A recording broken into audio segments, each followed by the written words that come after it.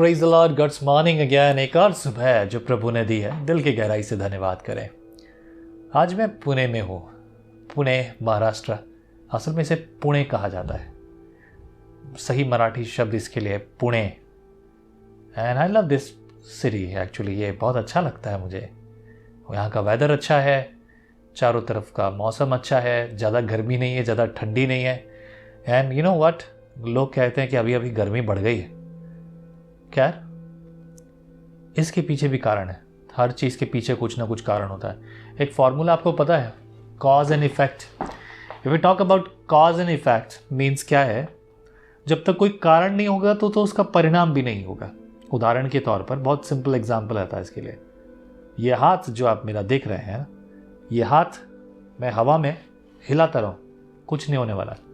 लेकिन इस हाथ को कुछ मिल जाए तो क्या होता है, ताली बजती है या कुछ और होता है। ऑफ कोर्स ये होना ही है मेरे प्रियो, because there is a cause. The cause is मैंने जो अपना हाथ घुमाया, ये है कारण, और उसका कारक क्या निकला, एक आवाज। इनसे आज अगर ये मौसम या परिस्थितियाँ जो कुछ हो रहा है लोगों के लिए, तो ये बात ठीक है, वो कहकर चुप हो जाते। ग्लोबलाइजेशन का प्रॉब्लम है साहब, ये जो पॉल्यूशन है, यह वो है, बहाना कुछ भी हो, योजना तो परमेश्वर की है जो पूरी होगी। I have little throat pen, थोड़ा सा गले में दर्द है, लेकिन फिर भी संगति हम खुदा की करेंगे। भले ही मैं दूसरे शहर में हूँ, पर महिमा खुदा की है। आमीन। And let's talk. आज लेट्स टॉक तो नहीं है ये, लेकिन ये है यहोशू की पुस्तक, और हम 8वां अध्याय पढ़ेंगे। मैंने थोड़ा आगे तक पढ़ लिया है पर्सनल रीडिंग में, लेकिन चैप्टर 8 पढ़ेंगे। ए नगर को ले लिया जाना, 8वें अध्याय के पहले वचन से। तब यहोवा ने यहोशू से कहा, मत डर और तेरा मन कच्चा ना हो, कमर बांधकर सब योद्धाओं को साथ ले और ए पर चढ़ाई कर। सुन, मैंने ए के राजा को उसकी प्रजा और उसके नगर और देश समेत तेरे वश में कर दिया है, और जैसा तूने यरीहो और उसके राजाओं से किया, वैसे ही ए और उसके राजा के साथ भी करना है। केवल तुम पशुओं समेत उसकी लूट तो अपने लिए ले सकोगे, इसलिए उस नगर के पीछे की ओर अपने पुरुष घात में लगा दो। अतः यहोशू ने सब योद्धाओं समेत ए पर चढ़ाई करने के लिए तैयारी की, और यहोशू ने 30,000 पुरुषों को जो शूरवीर थे चुनकर रात ही को आज्ञा देकर भेजा, और उनको यह आज्ञा दी, सुनो, तुम उस नगर के पीछे की ओर घात लगाए बैठे रहना, नगर से बहुत दूर न जाना, और सब के सब तैयार रहना। और मैं अपने सब साथियों समेत उस नगर के निकट जाऊंगा, और जब वे पहले के समान हमारा सामना करने को निकले, तब हम उनके आगे से भागेंगे।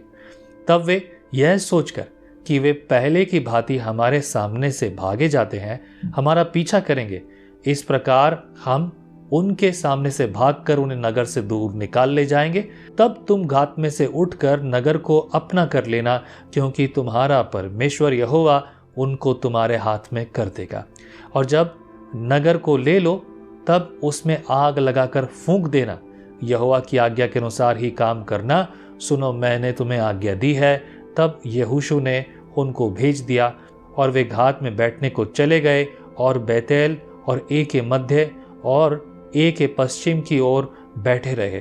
परंतु यहोशू उस रात को लोगों के बीच टिका रहा। Chapter 8 1 verse 2 9। ये परमेश्वर की आज्ञा के अनुसार एक योजना है युद्ध लड़ने की। मैं कहूँगा युद्ध लड़ने की योजना जो परमेश्वर यहोशू को सिखा रहा है। अब तक तो लोगों ने ऐसी योजना के बारे में शायद नहीं सुना था। मैं शायद क्यों कह रहा हूँ, थोड़ा बुद्धि से सोच कर देखिए। We have Bible in our hand, right? हमारे हाथ में बाइबल है। And of course when we talk about, some people claims that they have some more history book, और भी कुछ हिस्ट्री बुक्स हैं apart from Bible. I don't know how true और false they are. We believe what we have in our hand, जो हमारे हाथ में है, this is the true and comes from heaven. ये सच है और ये स्वर्ग से आता है। That is what we are talking here. अब जरूरत किस बात की समझने की, परमेश्वर एक योजना दे रहा है यहोशू को। मैं आपको एक चीज याद दिलाना चाहता हूं, इस पैराग्राफ से मैं बहुत सारी बातों को कर सकता हूँ, लेकिन एक चीज़ जो हमेशा लोग उलझते हैं, परमेश्वर के लिए मेरी योजना क्या है। Let's read verse 10। लिखा है, यहोशू सवेरे उठा और लोगों की गिनती लेकर इजरायली वृद्ध लोगों समेत लोगों के आगे एक को चला और उसके संग सब योद्धा चढ़ गए और ए नगर के निकट पहुंचकर उसके सामने उत्तर की ओर के डेरे डाल दिए और ए के बीच एक तराई थी। तब उसने कोई 5,000 पुरुष चुनकर बेतेल और ए के मध्य नगर के पश्चिम की ओर उनको घात में बैठा दिया। और अब लोगों ने नगर के उत्तर और की सारी सेना को और उसके पश्चिम और घात में बैठे हुओं को भी ठिकाने पर कर दिया। तब यहोशू उसी रात तराई के बीच गया। जब ए के राजा ने यह देखा तब वे फुर्ती करके सवेरे उठे और राजा अपनी सारी प्रजा को लेकर इजराइलियों के सामने उनसे लड़ने को निकलकर ठहराए हुए स्थान पर जो अराबा के सामने है पहुंचा और वह नहीं जानता था कि नगर की पिछली ओर लोग घात लगाए बैठे हैं। यहाँ राजा, और एक चीज़ देखो, यहाँ पर एक लॉ भी है। द लॉ क्या है? हम कोई भी चीज़ को छेड़ेंगे नहीं। यहाँ युद्ध का एक स्थान था जहाँ पर युद्ध करने के लिए सब उतरे। राजा ने अब तक ऐसा दिमाग लगाया नहीं। ये राजा अभी तो नगर की सब सेना को भी लेके गया है और साथ ही साथ प्रजा को भी लेके गया लड़ने के लिए। पुरुषों को और जो भी लड़ सकते थे सब लड़ने के लिए गए। देयर वाज बिग रीजन है क्योंकि इजराइलियों की संख्या भी बहुत बड़ी थी। उन्हें पता था there is big number, but of course fight तो करनी है। सो दे टुक दैट करेज और इस बोझ के साथ उन्होंने शुरुआत की 15 पद से। तब यहोशू और सब इजरायली उनसे मानो हार मानकर जंगल का मार्ग लेकर भाग निकले। तब नगर के सब लोग इजरायलियों का पीछा करने को पुकार पुकार के बुलाए गए और वे यहोशू का पीछा करते हुए नगर से दूर निकल गए और न ए में और न बेतेल में कोई पुरुष रह गया जो इजरायलियों का पीछा करने को न गया हो। और उन्होंने नगर को खुला हुआ छोड़कर इजरायलियों का पीछा किया। समटाइम मिसअंडरस्टैंडिंग द थिंग्स, और कभी कहते हैं शत्रु को कम आंकना, ये गलती इन लोगों की थी। That was serious thing actually, right. And उन्हें लगा कि ये सब उनके पक्ष में हो रहा है। 18 वचन से पढ़ूंगा। लिखा है, तब यहोवा ने यहोशू से कहा, अपने हाथ का बर्छा ए की ओर बढ़ा, क्योंकि मैं उसे तेरे हाथ में दे दूंगा। और यहोशू ने अपने हाथ में के बर्छे को नगर की ओर बढ़ाया। उसके हाथ बढ़ाते ही जो लोग हाथ में बैठे थे वे झटपट अपने स्थान से उठे और दौड़कर नगर में प्रवेश किया और उसको ले लिया और झटपट उसमें आग लगा दी। जब ए के पुरुषों ने पीछे की ओर फिरकर दृष्टि की तो क्या देखा कि नगर का धुआं आकाश की ओर उठ रहा है और उन्हें न तो इधर भागने की शक्ति रही और न उधर। और जो लोग जंगल की ओर भागे जाते थे वे फिरकर अपने खदेड़ने वालों पर टूट पड़े। फिर 21 वचन में इस प्रकार से लिखा है, तब यहोशू और सब इजरायलियों ने देखा कि घातियों ने नगर को ले लिया और उसका धुआं उठ रहा है। तब घूमकर ए के पुरुषों को मारने लगे और उनका सामना करने को दूसरे भी नगर से निकल आए। इसलिए वे इजरायलियों के बीच में पड़ गए और इजरायली तो उनके आगे और कुछ उनके पीछे थे। अतः उन्होंने उनको यहाँ तक मार डाला कि उनमें से न तो कोई बचने और न भागने पाया। और ए के राजा को वे जीवित पकड़कर यहोशू के पास ले आए। जब इजरायली ए के सब निवासियों को मैदान में अर्थात उस जंगल में जहां उन्होंने उनका पीछा किया था घात कर चुके और वे सब के सब तलवार से मारे गए, यहाँ तक कि उनका अंत ही हो गया, तब सब इजरायलियों ने ए को लौटकर उसे भी तलवार से मारा। और स्त्री पुरुष सब मिलकर जो उस दिन मारे गए वे 12,000 थे और ए के सब पुरुष इतने ही थे, क्योंकि जब तक यहोशू ने ए के सब निवासियों का सत्यानाश न कर डाला तब तक उन्होंने अपना हाथ जिससे बढ़ाया था फिर न खींचा। ये एक युद्ध की जो कला है, कला के बाद की क्या घटना है उसके बारे में एक्सप्लेनेशन है। And I must say that ये बहुत महत्वपूर्ण बात है, हमें भी समझना चाहिए। अगर हम समझते हैं तो बहुत कुछ प्राप्त करेंगे। 30 वचन से एबाल पर्वत पर व्यवस्था का पाठ जो परमेश्वर की ओर से जो एक अलग आनंद है। आइए लेट्स रीड इट।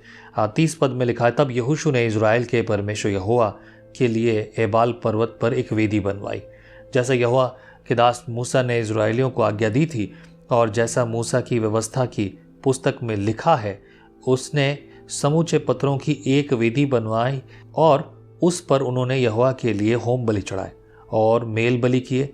उसी स्थान पर यहोशू ने इजराइलियों के सामने उन पत्थरों के ऊपर मूसा की व्यवस्था जो उसने लिखी थी उसकी नकल कराई, और वे क्या देसी क्या परदेसी सारे इजराइली अपने वृद्ध लोगों, सरदारों और न्यायों समेत यहोवा की वाचा का संदूक उठाने वाले लेवी याजकों के सामने उस संदूक के इधर उधर खड़े हुए। अर्थात आधे लोग तो गिरिज्जीम पर्वत के और आधे एबाल पर्वत के सामने खड़े हुए, और जैसा कि यहोवा के दास मूसा ने पहले से आज्ञा दी थी कि इजरायली प्रजा को आशीर्वाद दिया जाए, उसके बाद अब उसने आशीष और शराब की व्यवस्था के बाद सारे वचन जैसे जैसे व्यवस्था की पुस्तक में लिखे हैं पढ़कर सुना दिए।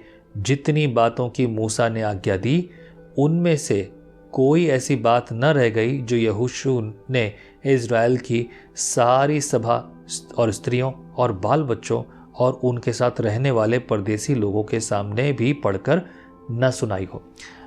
ये जो चैप्टर है ना, चैप्टर 8, बराबर मैं तो थोड़ा सा भी और आगे पढ़ रहा हूँ, पर आपके लिए मैंने आज ही पढ़ा। चैप्टर 8 की खास बात क्या पता है? We see the God is dwelling us, है ना, ड्वेलिंग इन अस, हमारे बीच में, हम में रहता है। और परमेश्वर ने ये बात जो है यहोशू पे प्रकट की। यहोशू के साथ परमेश्वर ने वाचा बांधी है दोबारा, वही वाचा जो मूसा के साथ थी, वो वाचा और बढ़ा दी गई। म्यूचुअल, मैं कहूँ कि म्यूचुअल फेलोशिप परमेश्वर की हो रही है। Now what we need to think is, हमारी ऐसी फेलोशिप है क्या?